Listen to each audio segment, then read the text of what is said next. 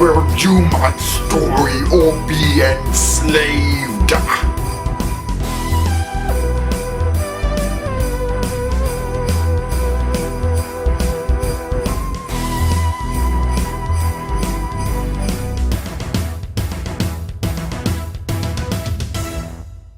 The newly regenerated Doctor brings Rose back to Earth on Christmas Eve. As the Doctor exits the TARDIS, he collapses with Mickey, Jackie and Rose questioning if he truly is the Doctor, and if so, how to help him. Meanwhile, Guinevere 1, a space probe, is set to land on Mars and broadcast pictures of the planet. Prime Minister Harriet Jones is one of the party waiting for this to occur, but her relaxing Christmas is cut short when the images are not of a rocky planet, but of a hostile alien species who want to enslave humans.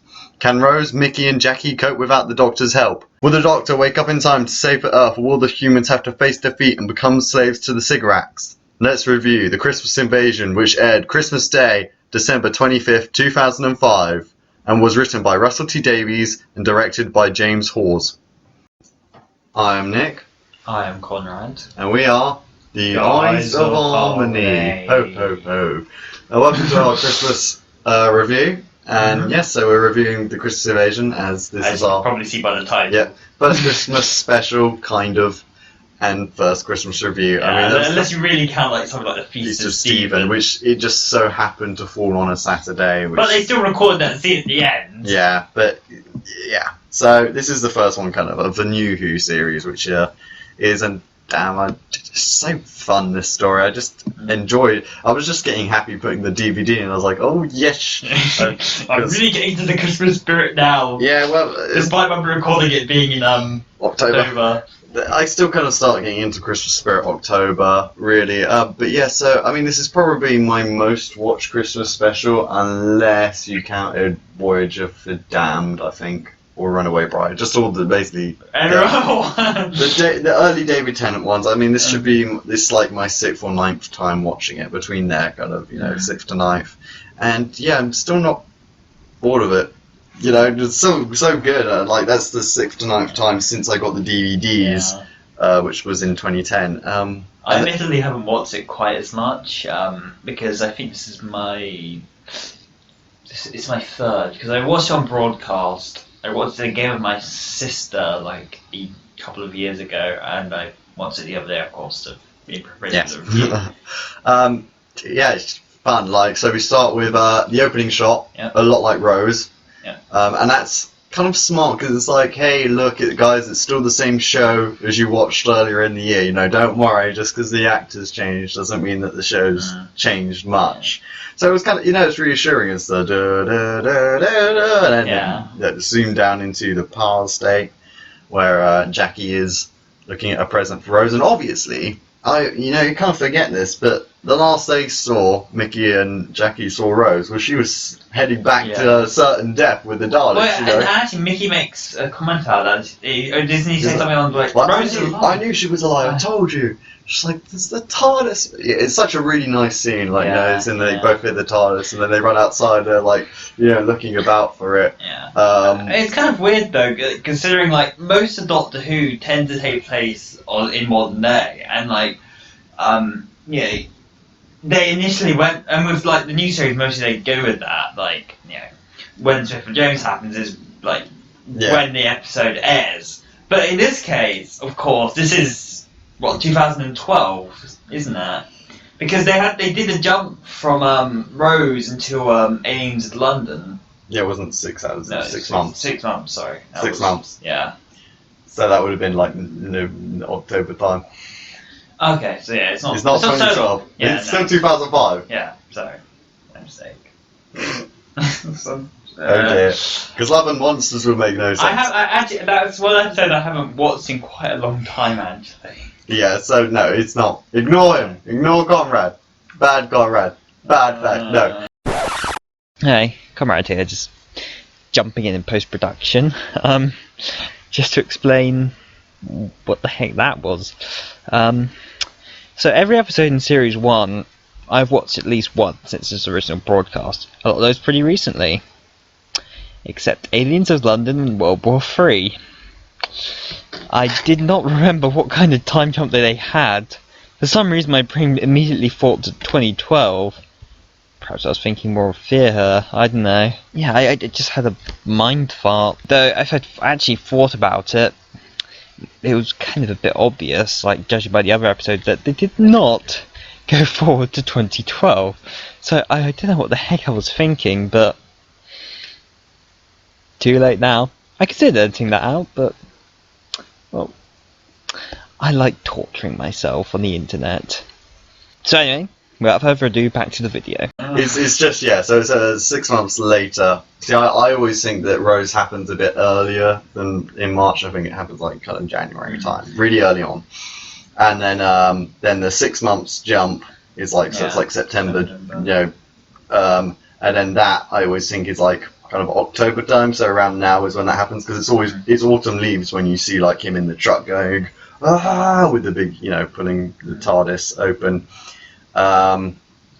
So yeah, I think it's got to be about, you know, 2-3 months, which is still a very long time where you think that your kind of girlfriend and daughter has died. So, you know, yeah, and then yeah, so the TARDIS appears, crash landing, epic entrance, and what I love is where they do so they do a mix of CG when it flies over Jackie and Mickey's head. That's actually a real TARDIS on a crane. Is what they got. A guy actually disappears. So there's a guy walking when the TARDIS first enters. If you look, kind of bottom right screen is walking, and he just disappears. So, no, I'm out of here. Just no. Totally goes, because he would have had to dive out the way of the TARDIS. The TARDIS hit him. Oh yeah, he died. But anyway, just off screen. So the TARDIS hits like the post stuff and then bashes into bins, and yeah, Doctor exits. I love the lines. Who is he? Doctor Who. I mean, it's a little forced. So cheesy, but I love it. I mean, I do kind of cringe sometimes when they do that. Like, but it felt right. Kind of. It's more forced in the Moffat era, I think. That one was. I put it on the forced scale of a 6. Because I mean, he had just changed and everything, but in the Moffat era, it's not he's changed. It's just Doctor Who, dangerous one. Doctor Who. Yeah. Doctor Who. Doctor Who. Dramatic shot looking at camera. But yeah. I always enjoy it, and the zoom in on the face, which you know, that's the kind of classic regeneration pose. Just after they regenerated, lying down. It's weird. They've always regenerated standing up now, not lying down. Yeah, I don't know, because I think they just want to make it as dramatic as possible, in like bursts of flames. And on the floor, it's not. You can't get that quite as much. I mean, it's not so much a as opposed to a Yeah, I don't know. I wish they changed the effects a bit, but different story. We'll talk about that when it's actual. Yeah, well, they do for like other, but yeah, in classic it does, but no, I mean in terms of like they have variations. Tiny, but not too much. And the mask had quite a variation. No, yeah, that's what I liked when the master had a really different one. I was like, yes, good. Green and pink and purpley bit. But yeah, so then it starts then after title sequence, which I always enjoy. He's in bed, isn't he? Yeah, and then the two hearts. And they just start talking. And actually, it starts about here, but like one problem I have pretty consistently throughout the episode is just how, you know, Rose is kind of. They do it a bit. They do take it over the top in terms of how upset she is. Like that's. I mean, it's you know, a bit like. I see where she's coming from, but it does last a bit long, and then suddenly she changes her mind. It. And like right at the end, like when they the frantic like running out when Rose decides to run, like when the whole world's like you can kind of understand, but at the same time, like in all that time, you would have thought, yeah, I mean, this is the girl that opened the hearts of the TARDIS in order to save the Doctor, like. That's the determination that they got to at the end of last season, and now she's running away and hiding in the TARDIS. She becomes a complete coward. Yeah. So then we had it shows Guinevere 1 and all that. You know, interesting, and Harriet Jones as Prime Minister on the news, I think, is what they show. Yeah, like, blooming hours. And we see a bit of. Is it either we see a bit of Unit? Is it or? Unit. Yeah, you see a bit. Yeah, because you'll have the car driving in. They go into Unit.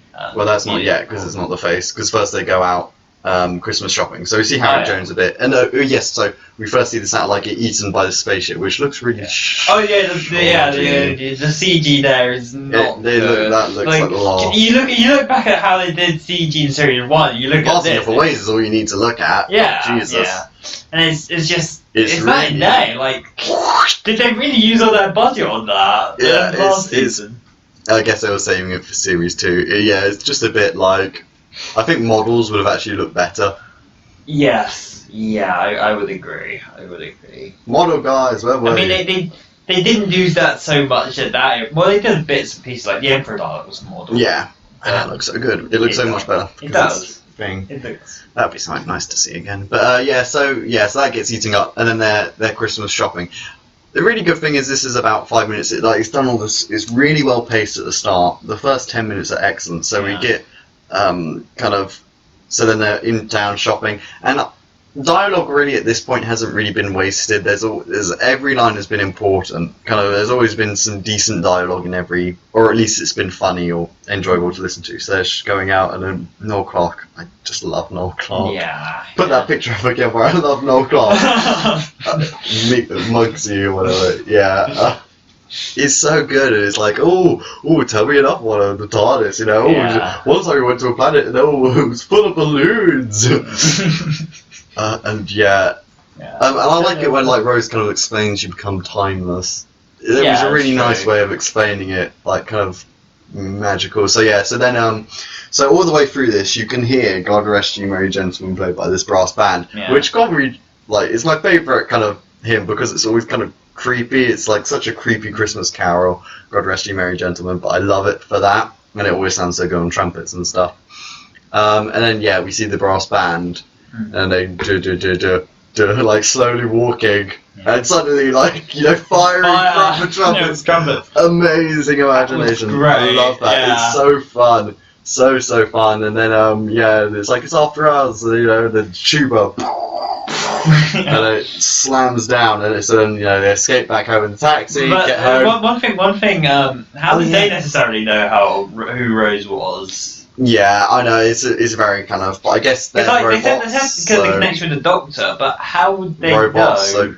I know, mind force. I don't know. They never really explain it. So yeah. So they went to a planet of the pilot fish. So I'm always wondering, are they the same pilot fish which are in Runaway Bride? I guess that's what we're supposed to think. Yes. Yeah. Because what they show here is that they only appear when they float along with a bigger shark, the pilot fish. And the Arachnos, They appear. The cigarettes and Arachnos. Before an issue happens. They get there, so they try and get it.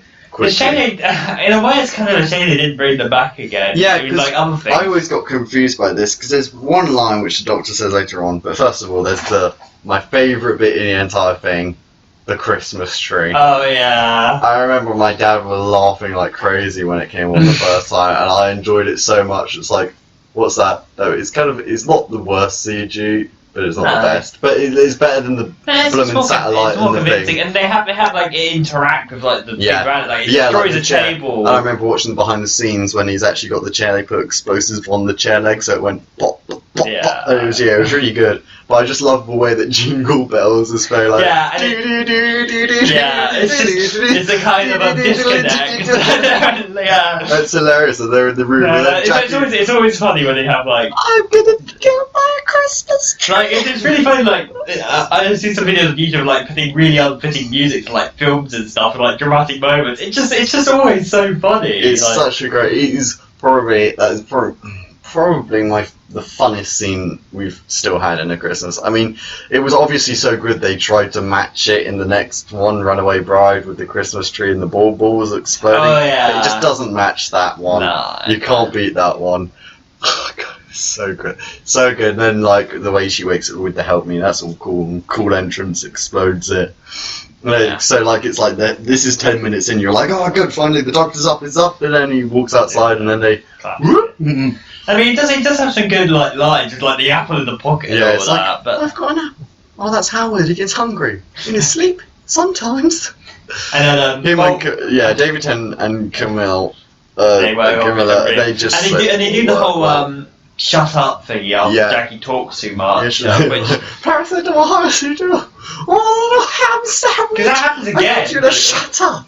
Oh, he hasn't changed that much, has he? I love that line. But yeah, now the thing is here where he says, oh, they could. There's one line the Doctor says, and if you don't catch that line, the pilot fish don't make any sense at all, apart from they swim with the bigger fishes. Because when I was younger, I know I didn't catch that line, and I always thought they were working with the cigarettes. And I was like, well, what? I just got really confused by them, and it's because they didn't come back was why it was kind of odd. It's that basically that they were going to harvest the energy it was giving off regeneration. Yeah, there's a really bad bit actually when he's at the scene where he's up against the wall. He's like, oh, the regeneration is going wrong, and he breathes out some energy. Looks great, but none of the other actors reacted to it. Well, Rose mentions it, but she's kind of still looking forward. Yeah, they're all looking so at the Doctor. I mean, Rose goes like that, but it's like it looked kind of really added on top. Hey, look, let's just add this in. Yeah, It's all over there. I mean, in the bed it's all good and everything, but that one it just Well, didn't. it's easier to hide there. You can see it. Well, no, it's just they should have and react is what I should have said. And they should have. Oh wow, look at that go! Look at that energy gone. Look But, at the you know, butterfly. yeah, you know, it's like they didn't react to it. But yeah, the conversation between Jackie and the Doctor is hilarious. Where she's just listing stuff. Yeah, that happens again. Yeah, no, yeah. Later on, it does. She's just so good at. She's really good at quick speaking. It's like, I need you to shut up. He hasn't changed that much, has he? Then he collapses and is back in bed.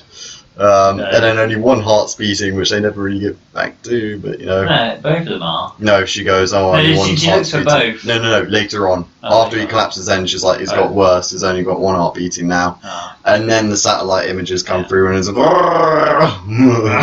the cigarettes, oh my god. Oh. Yeah, and then like the fact that the world news is like immediately reporting this as fact. Like they mentioned the fact that it's could be a hoax later. Yeah. But like the media taking this as fact. Like usually when you see something like that on screen, you assume, oh, it's probably just some kids or Pranksters or real, you know, that's what you'd put. something. Yeah, but then they're reporting it as fact. Is this the first sighting of aliens? It is, yeah. And then so then we go back to unit, and the unit scenes I'd probably say are the longest. Yeah, they do drag on a I little think bit. they're dragged on a bit. The Harriet Jones joke though. Yeah. Yes, we know. I know who you are. Yeah. Why would you always go Prime Minister? Yes, I know who you are. And then even the cigarettes later on. Yeah. Yes, we know who you are. And that joke will continue into the future. It's so good. Yeah. It's so that because like some jokes are really forced like that, but that one it was always brought up at the right time, even when the cigarettes went. Yeah. Yes, we know who you are. Great. And then when in that scene, they probably give this one girl like a name. Yeah. And then just for the purposes of when she gets like control, it's like I guess have a name. Yeah. Well, yeah. So they're kind of working out how far away the ship is. So you know, 5 hours. So you know they had time, and then Rose is kind of sitting about. They're all kind of sitting about, and then they're making contact. Well, no, they're translating it. It's just really long, the unit scene. It takes like kind of probably, in that base is probably about 15 minutes worth of footage. It's very, very long in there. Yeah. With them just kind of standing about and talking. I mean, it's okay dialogue, but it's like, it's not No, doing. it was very nice to see Unit there. Yeah, because this it is was nice. This is the first time, of course, they appear in the new series. I think it is. Yeah, it's not them they in. didn't appear at all in series. It's not them in Slovene one, is it? No, I think that was it's just just a regular army, army. Yeah, but yeah, so I think this is the first time that they're in it. And then we get the first mention of Torchwood actually, which is nice. Started setting up, you know, in this one, which is really cool. Which is set up 2 episodes later. Yeah, but you know, it's still good that they started like obviously thinking so early on, and they are actually quite a big part of it later because that's where the lasers pew pew come from. Yeah. But yeah, so then it's kind of really kind of waiting. They send a response, we're armed, blah blah blah. Then they're like, whoa, and Yeah. That was great, like having like. that's a good effect. And yeah, it's really good, and it's really lovely imagery of them all standing all over the world, just standing on the edge of it. Yeah. And the blood control. One It's issue nice. I had was that there wasn't like any personal stakes for the main characters. Like, Yeah. it would have been effective to say Mickey was Yeah. connected. They should. Well, it should have been Jackie because I mean she did nothing else. Well, at that point, you would kind of question whether or not the blood type between her and Rose would. Oh yeah, but then it could have. Rose could have had Pete's one. But yeah, they should have made it so that somebody, well, one of those three should, well, probably just either Jackie or Mickey. Somebody should have. Yeah, one of those should have been on the edge. That would have made a bit more personal stakes, as opposed to just them all just. Yeah, instead of just being people. a coward, that might have been better. Yeah, that would have actually been loads better. Yeah. Because then Rose could have actually been trying to, not just trying to see like the news, but actually, go. See, not really much happens in the middle. The first 10 minutes, like, oh, Christmas tree, it starts explosive, but then really slow and kind of. It's still entertaining, kind of mellow. Just it's okay, really. And actually, the plan, like, if they had actually decided to, if they could have done it, was like really the threat of like everybody, like a quarter of the Earth committing suicide. Like that would have been really effective. It was either it was a third or half. So either we'll kill a third of the population, or we'll take half become slaves. Which all first. So it was really good, kind of dilemma. Like, oh crap, and then so then they hide. Oh, the spaceship entering the atmosphere. That was really well done. Oh yeah. For the glass breaking, and then it's just, and then with it appearing overhead, that kind of made me think it's Star Wars, to be honest. It is, I think that's probably what they were kind of aiming for, really. But yeah, the cool thing is when you see Big Ben, the clock tower. Because they've got all the scaffolding around it, which is obviously a reference to Aliens of London World War III after it got destroyed by the spaceship. So they're fixing it up. So it's just very, very cool, really. Like, that detail they put into it. And, like, the scaffolding looked good. So why couldn't they make a satellite going into a spaceship that good? But yeah, it's kind of... Not a lot happens in the middle 30 minutes, really. And then it kind of, the last 20 pick up with the Doctor actually kind of... I mean, most of my notes either come from the beginning... or the end, to be honest. It's very just mellow. I mean, I think it's Major. The Major's okay, but he's just generic soldier guy.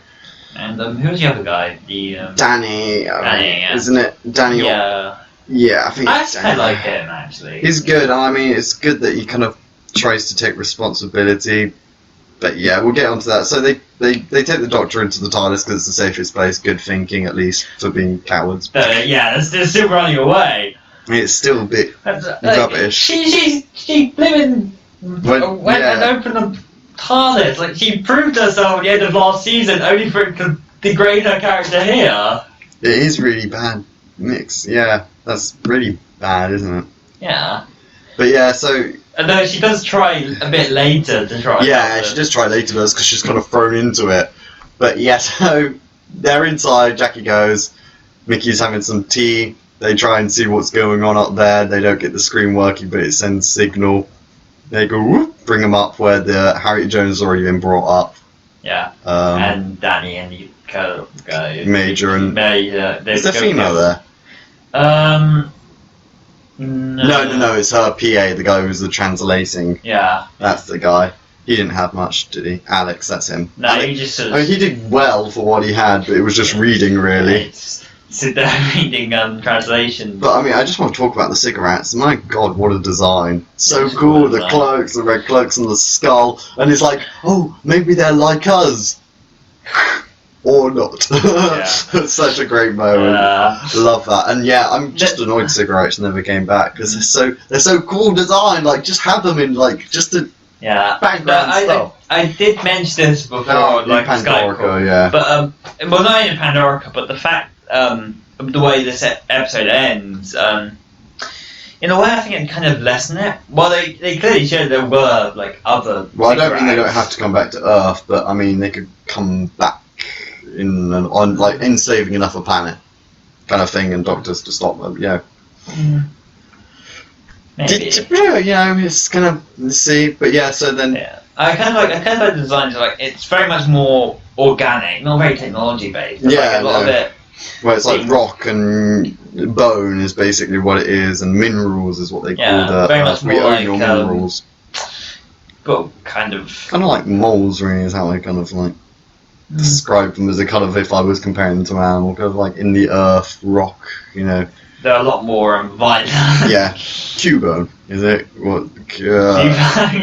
Yeah, basically. I can picture that. Pokemon, but they're great design and probably the best looking apart from Dahl, the Cybermen design in Series 2, I'd say is probably the best looking. Oh, Ood are actually really good. Yeah, and I'd say the cat people look quite nice. Oh yeah, and cat people are nice, but I just and the base of Bo. he appeared Series 1, but Yeah, like. true. I don't know, cigarettes have always kind of stuck in my mind as a really kind of great design, and They are good. I've just always remembered them really as a cool race. Yeah. I love it when he's listening to them and he's kind of like doing this kind of chicken head turn. He's like, and like he's got like contacts in which make a really cool orange kind of. They're really just a great design, really. Round of applause to whoever made those costumes because I really enjoy those. Yeah, so they're up on the ship. Oh no, first Danny and the Major get whipped to death. Like, Just like that. I get Danny being killed, yeah, but if you're the Major, why would you start shouting at the person who has you a prisoner? Like, come on, he has obviously got no patience at all. He's gonna kill you straight away. Well, he's an army guy. Well, Yes, so he's obviously knows combat and not to be stupid and shout up. Well, It was just to show a threat and that they don't want to be messed with, but they became bones. yeah. Literal. And yeah, so then TARDIS is up. Well, hey, I love it when Rose exits and everyone just grabs her. Yeah. And then the best thing is when Mickey leaves and he's like, close the door! Because remember, if a door's closed, they can't get in, but if it's open, they can just enter. So they've never really done that, like, since, like, on having the doors closed is really kind of an important thing. Yeah, I mean, they talked about like points of it, like in other like the classic series. I mentioned it a few times about the importance of closing the doors, and like I remember because I've been watching Spearhead in Space like a couple of times recently. The fact that the Brigadier can't get in that story. Oh yeah. Oh yeah, classic. But I really knew who. They've never really touched on the point of the importance of how powerful the TARDIS is. Oh, except kind of. Versus St. John, really. Where he's like, oh, why are we going on a motorbike? Oh, well, you don't take, best, that was good. But yeah, so, they're all that, and then she tries by listing basically every... Oh yeah, that was quite funny, like, I it was a pathetic way. I always feel so sorry for her in that scene, because she's trying her best, and it's just like, oh, honey, that was rubbish. It's like one of these terrible auditions Yeah. on these shows. Oh, no, yeah, I'm sorry, Rose, I can see you trying, but you just don't have the charisma for it. the face of Bo! Yeah, but... And then, so then it's the really good scene, so they're laughing at her, and they're talking, and is going on, the guy's translating, and he slips into English. Yeah. And then that is Well, you see a bit on like the tea that Mickey's spilled, like got Yeah, thing, you see that, and it's... Tea saves the day. Yeah, of course, well, it's a British show, Yeah, it should very. be British ways which save it. And yes, there's and then he's talking, and they're like, oh, it's English. It's like, I would not speak your tongue, your disgusting tongue, I speak Sigaraxic. That's it, Sigaraxic. And yeah, and then like it's like, oh, then it must be working, and it's like they all turn to Tyson, he opens the doors. Did you miss me? He said it before Moriarty in Sherlock. Yeah, there you go. The Doctor is Moriarty confirmed. Ta-da. And then what intro sequence? Which is kind of weird considering he's supposed to kind of be the Sherlock to the Master. Yeah, I know. Moriarty. But yeah, so did you miss me? And then great scene by David Tennant. What I love is they just give him loads of dialogue. They just throw it all out there. Yeah. Like, he plays it wonderfully, like, going So for a variety. But then he kind of get, like, he's trying to figure out who he is and stuff, and he keeps going on about that. I don't know. I love that. Yeah, how does he catch the whip? He never explained. He just grabs this electric whip and just throws it. What I love is when he grabs his staff and just breaks it. Just snaps it, Just snaps it and just looks at it. It's like, I can't get the staff. Yeah. And we never got really that kind of rude, cocky Doctor that we got in this scene, which I kind of really liked. I mean, I like him in later stories. It kind of he evolves from this kind of. No, he still has it a bit in series 1, in series 2, I'd say. Yeah. But, as he points out later on, when there's a duplicate Doctor, the duplicate Doctor's more like him when he first appeared. Like he's the slightly more cocky, more but it's also more one born out of fighting. Yeah. Like he kind of is here. Like in fact, one of the first things this Doctor does is sword fight. And the thing is, so he goes to the button. No second chances. He goes to the button. And he tastes the blood. How would he know what human blood tastes like? Does he taste every group of blood? Like what? Yeah, that's interesting. It's such an odd thing, isn't it? Like to know the taste of human blood. Perhaps it's just a time holding every time over the years of when people have died, it's like, oh wait, yep, just to like test what he knows. It's just a bit odd. Gosh. It is odd, isn't it? That he knows what it tastes like. Yeah, human blood. Yep, A positive. Oh yeah. What? And he just presses the button, like he knew. He knew. But it also can't get over like everyone else. Like even the audience thought like they'd all jump. It was very good. kind of funny. They just all jump.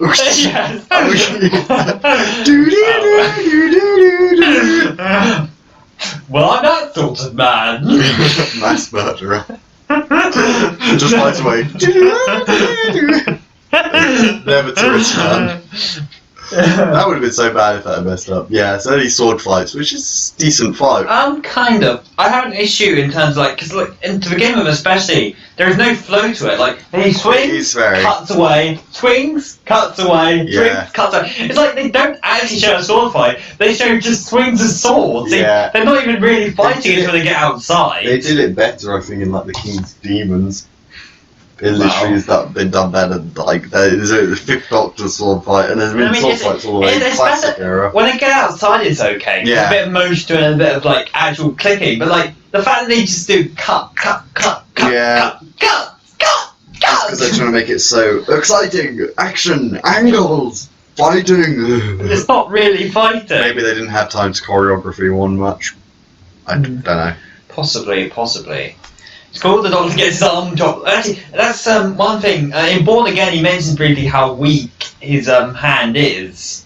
Yeah. And then he gets chopped off here, replaced with a stronger one. Hand. Yeah. It's a fighting hand.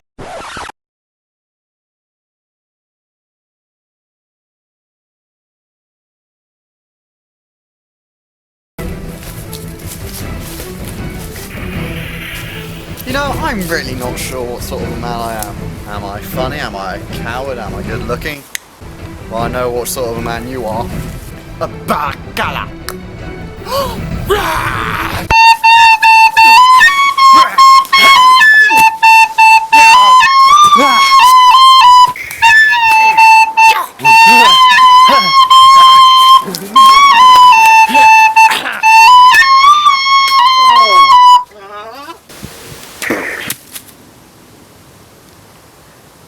You cut my hand off, but joke's on you. A doctor! Catch! It's Batman!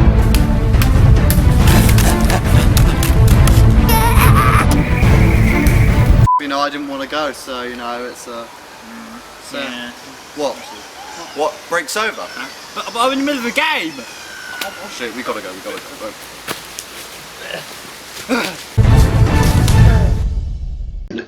And then he basically gets him, and then he grabs the sword though and he yanks it out. I'm like, dude, you would have cut your hand, man. Like seriously, you would have cut your hand badly, but he still would have won. Yeah. And he's on the edge, and he's walking away. It's not bad for a man who's Jim Gems. Yeah. Very often dead. Yeah. Which is great. Hitchhiker's Guide to the Galaxy. Douglas Adams.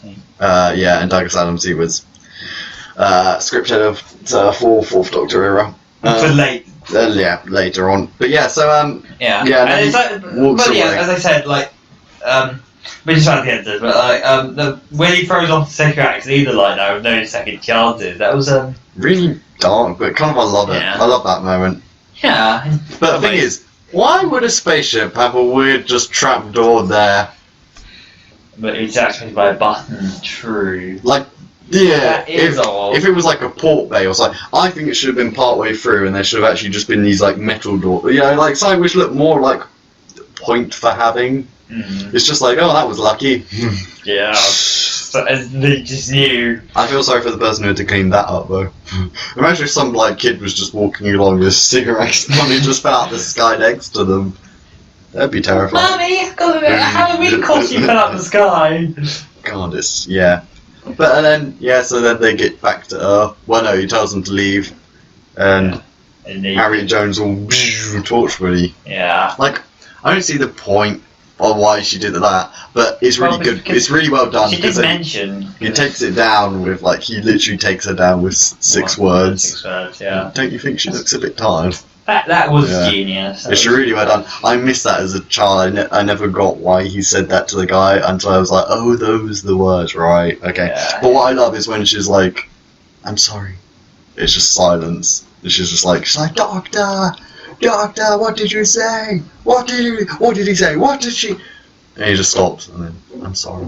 It's like, you kind of feel for her in that moment, though. She is a massive, horrible person. Because what they did well with the cigarette ship is when it is breaking up, you do actually hear kind of screams. Though, I have to say, the CG itself Again. on the spaceship exploding. The first breaking up's good, and then it's the explosion on top.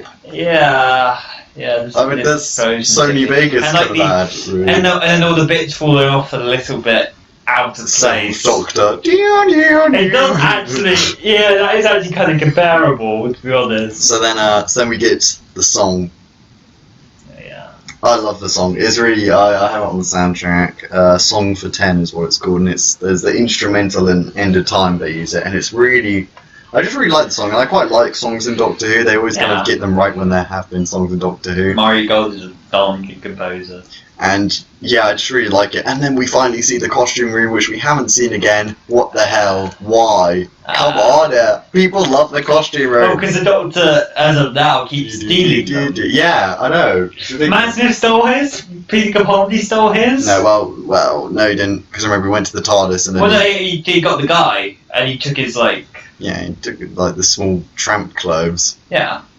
But those weren't his final clothes. No, they weren't. But he still stole the Peter clothes. Capaldi went to the costume room. We just never saw it because remember he leaves and then he comes back and then And Jenna Matt Coleman does walks later in. when he replaces. Presumably, he does later Yeah. when he replaces it, unless he just went back to the same room and stole stole another jacket. But yeah, I mean, seeing the costume room was great. I wish they'd do that again. Yeah, So, and there was all the Chris nice Chibnall- references that like Yeah, you I saw. You saw in the Tom Hanks' commentary, in the commentary, there's every costume is in that room. Yeah. In the commentary, they say somewhere, if you look carefully enough, you could see, even if it's just a sleeve, every costume is represented in that CG room, and that's the only other room in the Russell T Davis era that we see of the TARDIS. Yeah. That's it. I did notice like some of the stuff like they had like I think it was Stephen's shirt from the Celestial Toymaker, and I noticed like one of Keegan's dresses. Yeah, so it would be cool when you actually pause it. Yeah. You just go through. There's a lot of nice references that. And and I must say, they got the 10th Doctor's costume so right. Oh yeah. So right. Like, I'd probably have to put it as my favourite. Tom Baker's is quite good though, but David Tennant's one just suits. In some ways, I mean, like it's a different take because like a lot of the Doctor's costumes of the past. In a way, I kind of miss it because like a lot of the Doctor's costumes now are a lot more grounded, let's say, as opposed to being outdated or kind of weird. In a way, I kind of missed out the old Doctor's costume, but at the same time, There was enough difference, I think, between Christopher Eccleston and David Tennant though to make it those decent. two I think work quite nicely. Though Matt Smith was a bit too close to David Tennant's, just with like a Because it's tweezer just a suit, jacket. but with a bow tie, and they need to And take Peter away. Capaldi's just He still has again, a suit yeah, shirt. They yeah. need to change this. Or make it weird like the classic series, or something a lot more outdated. Yeah, definitely. Like not a scarf, like an ascot. You know, like what Fred from Scooby-Doo has. Oh, yeah. Something like that, you know? Something a bit more retro, a bit more alien. Because he's not acting alien when he does his costume. I get Peter Capaldi because he wouldn't do, you know, rubbish, but I want someone who's kind of more... Well, as a Time Lord, what would be considered rubbish? Well, no, his one is like, he doesn't want, you know, if he looked at Colin Baker's costume, he'd be making fun of it non-stop, kind of thing, you know? Well, so would Colin Baker's Doctor, really. It's kind of, it's not really well matched up, the character and costume, though. I like Colin Baker, so yeah. They just get it so right, definitely. The blue suit I like as well, a lot, it goes. But it's the coat, it's just that brown coat. Yeah, nice. Just love that. Yeah. Love that coat. But yeah, so I mean, overall, and then it's a nice Christmas ending, and then it's the ash from the ship. Now, they never really touch on this. Yeah. That wouldn't wash away. That ash, when rain goes on it, it creates a paste, which then when freezes becomes concrete-like. Ah. Yeah. A slight issue there. Yeah, there would have had to been a massive clean-up of London. It'd be funny if the Doctor just, like, returns and, like... When's next time to go back to, Earth? It's Army of Ghosts. Oh, no. It's, Oh no, School Reunion. School Reunion, that's right. And it's just... Wasn't the ground a bit lower as it got like half of the building or something? Yeah, because the ash, that's what it does. So it's actually really kind of gross. So because like it's a nice back, like that's what happened like Pompeii and stuff. It's a nice ending though. Yeah. I mean, like looking up at the sky and Kind of morbid though, like no. Yeah, no, it's Well, she does go, oh, not so pretty. I know it's So it's like ash in there. Oh God, but. I love it, right? It's a fun and enjoyable story, but I mean, the middle 30 minutes are just a bit empty, the last 20 are good, but the unit scenes probably drag the most. They're important, but you know, it's kind of like, I watched Doctor Who for a Doctor. Yeah. Well, I think as a Doctorless story, it worked quite nicely because, like, well, it's good because it's supposed to make you go, come on, just bring the Doctor on the screen, bring him on the screen, and then you get loads of him, and it's great. And you can really see that David Tennant's loving it. You know, you can see how much he's enjoying it. Camilla and Noel Clarke and Billy Piper all do great as the regulars. Yeah. Penelope Wilton does great as Harriet Jones, which was a nice bring back because it started to keep the universe big. You know, going, oh look, this person from series 1, she's in it still. And like they kept like bringing back various people over and over again. And then Harriet Jones finally came back in. Which was nice for that era because there was a continuity to it. Like they did that. We'll get into that with other episodes, but they had a continuity with the Cybermen and a continuity with Daleks. Like it was kind of a story. You can see how they were progressing. Like and you can see how all these characters were progressing right up to the end of the time. And then the Moffat era, they've thrown that all out the window. There's no continuity. That things are just there. Yeah, this will be a separate podcast where we just rant about that. Yeah. Because I mean, I'm going to get too far off topic. But again, I mean, they do news and stuff, which is all good. I love it when they do news on Doctor Who where they use the BBC logo, you know, because it always made it feel more real and bigger and better, you know. Yeah. It's cool. It's cool. I like it. But that's kind of it, really. And then there's the next time trailer, which shows so much for the next series.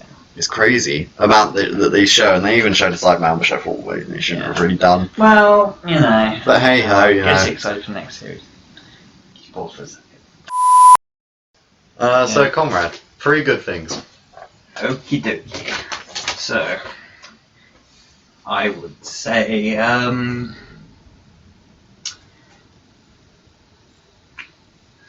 there's quite a lot actually.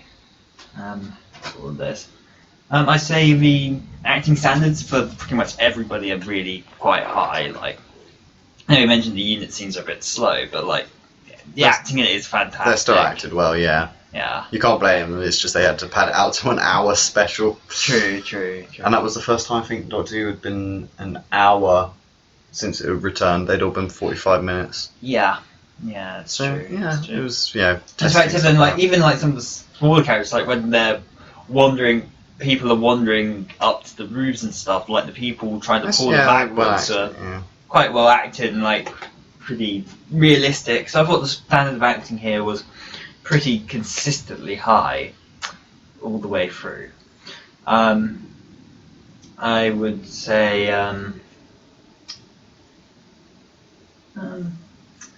the sick actors villains, great villains. The designs are cool.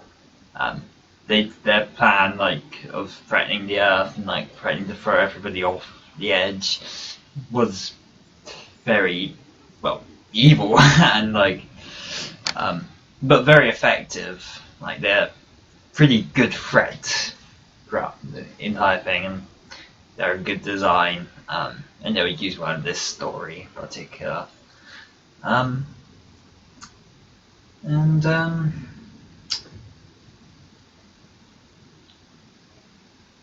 would say that both the opening and the ending are paced very well. Things are happening. It's always flowing. It flows quite nicely, though it does slow down. But things generally flow nicely throughout. Pretty much. It's a good pace. It's never the unit ones are a bit slow paced, but it's not bad. It's not terrible. No, it's not it really takes it is a bit slow. But you couldn't keep up that pace with that entire episode with that kind of story. I suppose I'd also say some of the scenes at home are a bit slow as well, definitely. Okay. So yeah, my 3 good things. One, how smart it was with all the Christmas references. I mean, the brass band and the bullets and the trumpets and trombones and tubas was brilliant, and the Christmas tree. I mean, just the and how smart, and then the tangerine at the end. It was really well thought out. Made to feel like it was Christmas without actually having to be all about Christmas. It was set at Christmas. There was lots of Christmas references, but it wasn't about Christmas. It was just set on that day, which made that's when the stories have always kind of been a bit better, when they haven't been shoving it that it's all about Christmas. Yeah. Dr. Widow Wardrobe. Other good things. Yeah, the cigarettes as villains, I love them, and great design, really and have their own language, translating, and then just everything around them. And definitely I'd say the first 8 and last 15 minutes are really, really really fun paced, and it's good to finish on a high than have all your high at the beginning, because it was a really good start, you're hooked like that, and it mellows out. You're like, okay, right, get you some important plot details here.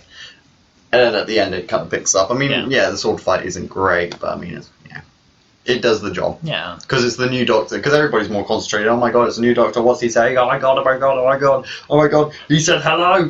Ah! He said, I don't know. Yeah. Okay, so the bad. 3 bad points. Okay. So, I would say the CG being iffy here, it's off-putting. Not a massive point, but it is It's still there. off-putting. The cuts in the sword fighting did kind of make that moment a bit weaker, at least on rewatches. I mean, I didn't really notice it so much on my first watching, but it doesn't flow like a sword fight. It just appears like sword swing. It's very Sword swing. school kids could have made it level. Yeah, it could have been. I could have done that. I We definitely. probably could. Yeah. But yeah. And third thing, I would say the pacing in the middle is kind of the slowness of it. Yeah, And some of the some unit people scenes and some of the home scenes, especially with a just lot of sitting them about. focused on just Rose being a bit upset about the Doctor and crying and it isn't always. I wouldn't say the most entertaining bits of the episode to watch. It just, I'm waiting for the Doctor, really, and that's it, really. I'd probably add another good point would be the build-up to the Doctor's reveal. But anyway, yeah, my bad would definitely CG. Really off-putting at some points. Mainly when the ship is out in outer space rather than above London. It looks good above London, but as soon as it leaves our atmosphere, it's like, oh, we don't give a shit what it looks like. Definitely that. One thing I'd like to say is a bit bad is, where did Mickey get his hacking skills from? He just somehow hacks into the army's base. Because they kind of explain that in Ames of London, World War III. Yeah, the Doctor talks him through it though, saying it's Buffalo. Oh, maybe he just remembered the code is Buffalo again. I guess They didn't change they it. didn't. Yeah. Well, they didn't know they got. Well, actually, they should have known they got hacked because a missile got Missile was fine. blooming launched. But yeah. That's just swept under the Okay. rug. Okay. Well, maybe you just use those codes again. But yeah. Okay. So enough of that point. Where I definitely say it really dips in the middle for pace. It's really much like, oh my god, what a great first 8 minutes. Yes, yes, yes. And it's like, okay. Right, okay, unit, a lot of unit. Okay, we're still at unit. Okay, hello unit. Okay, we're still at unit. Right, okay, now we're back at home. Okay, doctor's still bad. Back at unit, you know. They didn't change the location much. I mean, I think the mind control thing, blood control came in at the right time. Yeah. Because anymore I would have been like, oh. And yeah, I'd say that's kind of, I can't really get a third point, but those are quite big glaring points. That the middle's quite slow and glaring. So, conclusion? Alright. Imagine we didn't do the nerdy. Oh yeah, the nerdy. Jeez. Oopsie. So yeah, there's a few things. I got a few things Yeah. as well. Yeah. So this is the first episode of Doctor Who to ever air on a Sunday. Oh wow, that is a fact there. Yeah. Yeah. All Saturdays or I think Tuesdays for a while. Yeah, Yeah. that's cool. And this is the first time since Survival he was credited as the Doctor under David Tennant's request. Oh yes, because it was Doctor Who, wasn't it? Yeah, in series 1. Which the same thing happened with Peter Davison after he got his credits because they want to be credited as the Doctor instead. Not Doctor Who, yeah. Which- It makes more sense because its last name isn't Who. It's it's silly. So I've got one. In the Radio Times Christmas edition, all the paragraphs started with an enlarged letter. Russel T had purposely done this, or whoever put it together, to spell out a cup of tea. Which is what saves the Doctor in the end. Like, how smart is that? And he confirms that in the commentary. And yeah, the commentary for this one's actually really fun. It's I don't often listen to commentaries, but I really enjoyed listening to it on this one. I would say that when Harriet Jones says, "Is it a code 9?" referencing "Have they seen the Doctor?" I'm guessing that was kind of a reference. It's not confirmed, but kind of a reference to the 9th Doctor, the one she met. Yeah. Kind of, code 9. It's just like, yeah, it kind of makes sense, like what a random number to choose, and yeah. This there was a website that was launched as a tie-in there's a website for Guinevere 1 project that the BBC created to kind of tie in with Try that. and make it realistic. Yeah. That's cool. Developed by the British Rocket Group, which was mentioned in Remembrance of the Daleks. Oh, that's cool. So there's a few nice little things from that. Yeah. Obviously, as we said, this is the only time in New Who where we see the clothes room in the TARDIS. We obviously see the Big Ben being fixed with scaffolding around it from when the Slovene hit it.